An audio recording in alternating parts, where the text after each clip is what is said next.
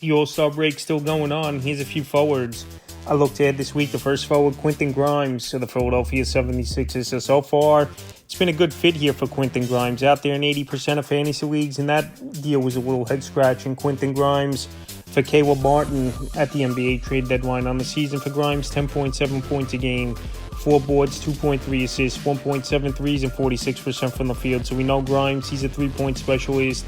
That's what he's going to bring. But he's definitely bounced around the league over the last 2 seasons. He started with the Knicks last year, traded to the Pistons. Then he was traded to Dallas and now to Philadelphia. But he's made the most of his opportunities so far in a small sample size. Sixes over the last couple weeks, 16.8 points a game, 6.3 boards, 3.8 assists, a steal, 2.3 threes, and 48% from the field. So playing time is going to be there for Quentin Grimes. This Sixer team, they're banged up. They're 20-33 on the year, and they might just mail it in for a good draft pick. And a young player like Grimes, that's where he's really going to step in and get a lot of opportunity. February 9th at the Bucks, 10 points, 7 boards, 5 assists, a block, 2 threes, 36% from the field. February 11th versus the Raptors, 13 points, 7 boards, 4 assists, 2 steals, a 3, 41% from the field. And February 12th at the Nets, 30 points, 9 boards, 4 assists, 2 steals, a block, 4 threes, 55% from the field. So 3-point shooting, rebounding, and scoring the basketball, Grimes could bring fantasy owners. And even his assist numbers have gone up as well over the last few games, where obviously he was playing with 2 ball-dominant players in Kyrie Irving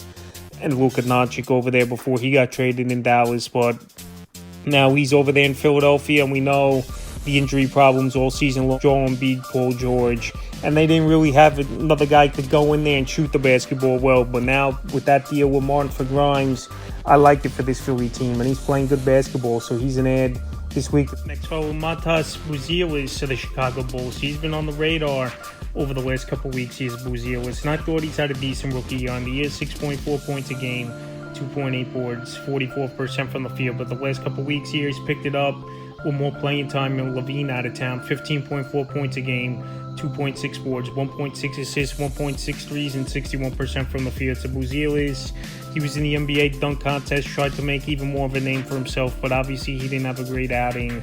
But in terms of helping fantasy owners and playing well for this Bull team, he's definitely done that over the last few weeks. And with this Bull team going nowhere, free-falling, obviously losing 4 in a row now before the break, Buzelis is getting big playing time and putting up numbers. February 8th versus the Warriors, 16 points, 4 boards, 5 assists, a steal, a block, a 3, 60% from the field. February 11th versus the Pistons, 12 points, a board, an assist, 2 threes, 71% from the field. And February 12th versus Detroit, 11 points, a board, an assist, a 3, 47% from the field. To scoring the basketball, assisting, rebounding at times, and 3-point shooting, but especially field goal percentage, Buzelis is bringing to fantasy owners. And like I said, with this full team going nowhere and playing the younger guys, Buzelis is getting good playing time and definitely help fantasy owners out there in 72% of fantasy leagues. Said Precious Achiuwa of the New York Knicks. He's out there in tons of fantasy leagues at 83%. I know OG Anunoby, most likely he's going to return, but you never know with Anunoby that he's a player throughout his career.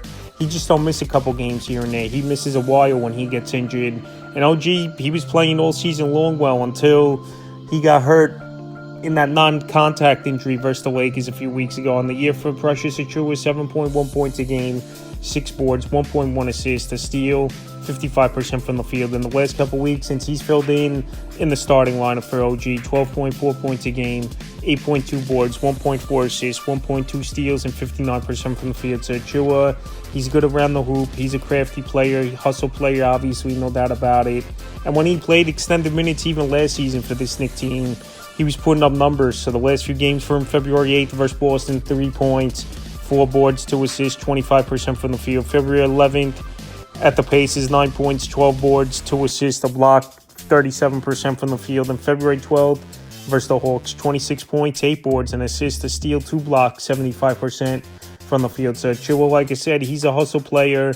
Some nights he's going to put up points, but he's a good rebounder, and a guy could get a steal per game as well for fantasy owners. So I think Achiuwa, as long as he's in the starting lineup, which, like I said, with OG, you just never know. Even though with this All-Star break, it obviously helps to heal up, and now he would miss 2.5 weeks before he returns to the lineup. But Achiuwa, when he gets major minutes, we saw last season as well, he could put up numbers. Next forward, Carlo Makovic of the New Orleans Pelicans. So Makovic out there in 91% of fantasy leagues. And obviously this Pelican team, a lot of turnaround over the last couple of weeks. Brandon Ingram traded away, even though obviously he was out for a majority of the season. DeJounte Murray, he's out for the season. And at the center position, Daniel Tice, they traded him away as well, where he didn't play a lot of minutes, but obviously he was still getting some playing time. So Makovic on the year, 3.5 points a game, 3.6 boards, 1.2 blocks, 48% from the field. But the last couple weeks, with the playing time going up after the trade deadline, 7 points a game, 6.2 boards, 1.5 assists, 2 blocks, and 51% from the field. So he's getting playing time now anywhere in that 20 to 30 minute range is Makovic, and he's had some decent games here and there. February 8th at the Kings, 6 points, 2 boards, a steal, a block, 100% from the field. February 10th at the Thunder, 8 points, 9 boards, 2 assists, 3 blocks, a 33% from the field. February 12th, he got in foul trouble in that game, didn't play much, only a rebound, 2 blocks. And February 13th versus the Kings, a nice game, 13 points, 5 boards, 2 assists, 2 steals, 3 blocks, a 3, 83% from the field. So Mac to play powered forward and center qualifies, good shot blocker, decent rebounder. These are the type of players where second half of the year, you never know, these guys could go out there and be league winners, surprisingly, for fantasy owners. So right now, he's getting playing time, and he's a shot blocking specialist, is Makovic. And this Pelican team obviously going nowhere. He's going to get opportunity to see what he's got. And right now, I think he's a decent option in deeper league. Final forward I looked at off the wire is Georgie Zhang of the Atlanta Hawks. So Zhang, he's out there in 92% of fantasy leagues, and we know he's a good three-point shooter and a decent role player. On the year, 9.1 points a game, 3.8 boards, 1.4 assists, 1.8 threes, and 47% from the field. So he's getting more opportunities so far with his new team in the Atlanta Hawks is Georgie Zhang. And over the last couple weeks, 11.6 points a game, 4.2 boards, 1.6 assists, 2.2 threes, and 46% from the field. So like I said, he's getting more opportunities. So far in 3 games, he's looked pretty well, I thought, with this Atlanta Hawk team. February 8th at the Wizards, 16 points, 6 boards, 3 assists, 3 steals, 4 threes, 60% from the field. February 10th at the Magic, 8 points, an assist, a 3, 28% from the field. And February 12th at the Knicks, missing a game-winning 3, that would have been a big buzzer beater. 21 points, 4 boards, 3 assists, a steal, 2 blocks, 4 threes, 50% from the field. So Zhang, pretty much, he's going to give you 3-point shooting, obviously. He's scoring of the basketball.